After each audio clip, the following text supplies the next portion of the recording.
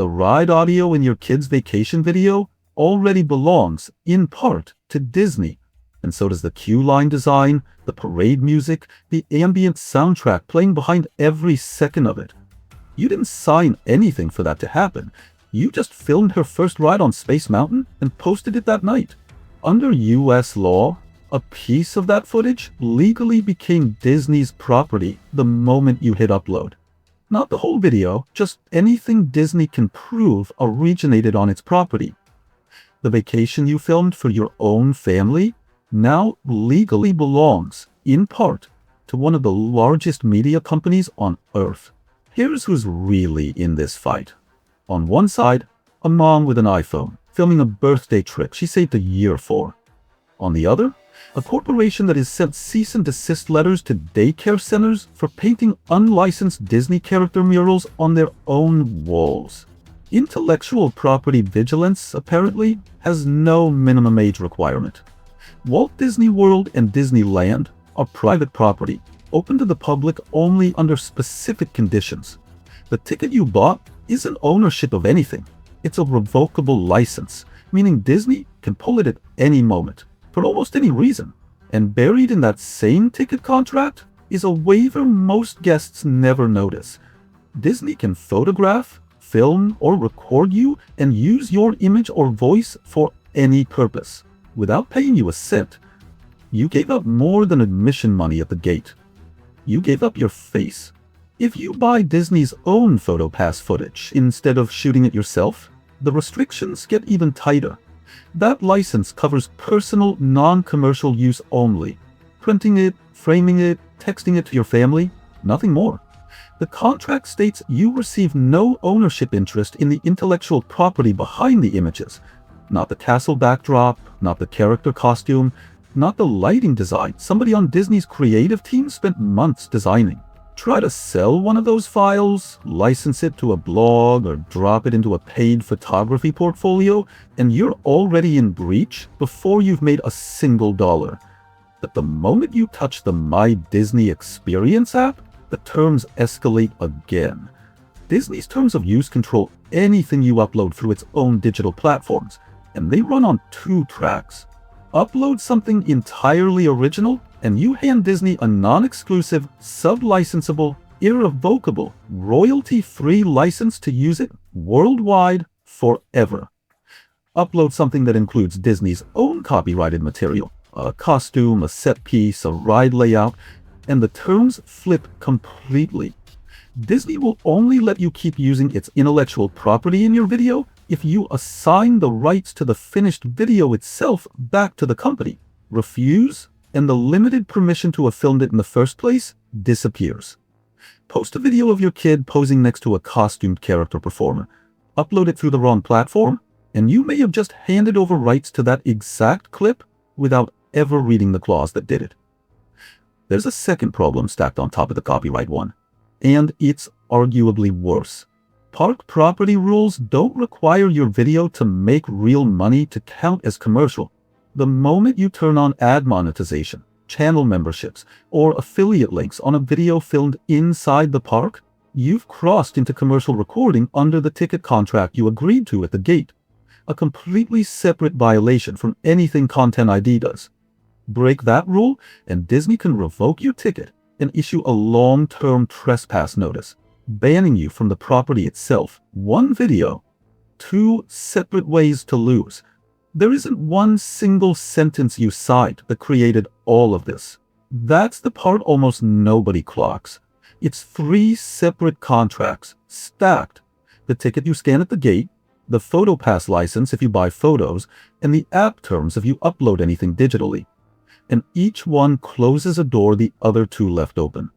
No single document looks alarming on its own. Read together, they cover almost every way you could ever capture or share a moment inside the park.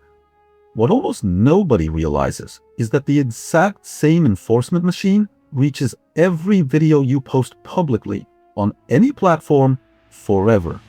And it already proved, on camera, that it doesn't always know the difference between what it owns and what it doesn't. Here's the actual law doing the work behind all of this. Under Title 17 of the US Code, Copyright protects almost everything a theme park is built from.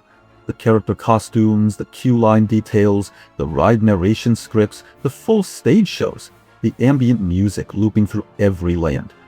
Film Pirates of the Caribbean, start to finish, and your video legally becomes what's called a derivative work, a new creation built on top of someone else's copyrighted material. Federal law gives control of that derivative work to the original copyright owner, not to you. There's a federal exception for buildings. If a structure is visible from a public place, anyone can photograph and share it freely.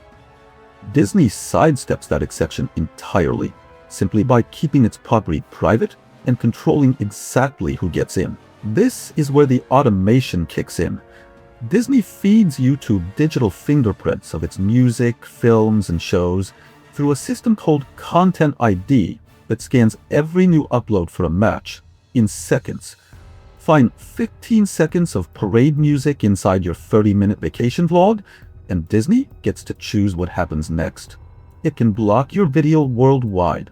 It can quietly track your viewership without telling you, or it can monetize it, redirecting 100% of your ad revenue to Disney, regardless of how much of your video that 15 seconds represents. Rights holders choose the monetize option on more than 90% of these claims. Blocking a family's birthday video earns nothing. Collecting the ad revenue from it forever earns quite a bit. There's already a legal case that tested exactly how far this can go. Not against Disney, but against a mother named Stephanie Lenz. In 2007, she posted a 29-second video of her toddler dancing in the kitchen, while a Prince song played faintly in the background. Universal Music sent a DMCA takedown notice, a legal demand that forces a platform to remove content immediately, no trial required. Lenz sued, represented by the Electronic Frontier Foundation, and the case reached the Ninth Circuit Court of Appeals in 2016. The court ruled that copyright holders have to at least consider fair use, the legal doctrine that lets you use small pieces of someone else's copyrighted work without permission, as long as it doesn't damage the market for the original, before filing a takedown. Courts weigh fair use across 4 factors: the purpose of your use, how creative the original work is, how much of it you actually used, and whether your version could replace the market for the original. And 15 seconds of parade music playing under a birthday party rarely survives all 4. Still, the ruling itself was a real win for ordinary uploaders. But the court also set the bar low for rights holders. They only need a subjective, good faith belief that a video infringes, not proof. That standard makes cases like Lenz's brutal to win against a company with a legal department the size of a small law firm. Then, on January 1st, 2024, the exact machine we've been describing did something that exposed the whole system. That was the day copyright on the original 1928 Mickey Mouse short, Steamboat Willie, expired. The film entered the public domain, meaning anyone could legally use it free of charge. A creator named Eric Baker uploaded that public domain footage to prove exactly that. Disney's Content ID system claimed it anyway, automatically, within hours.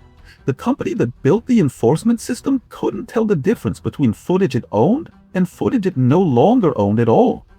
Disney released the claim only after journalists started asking questions.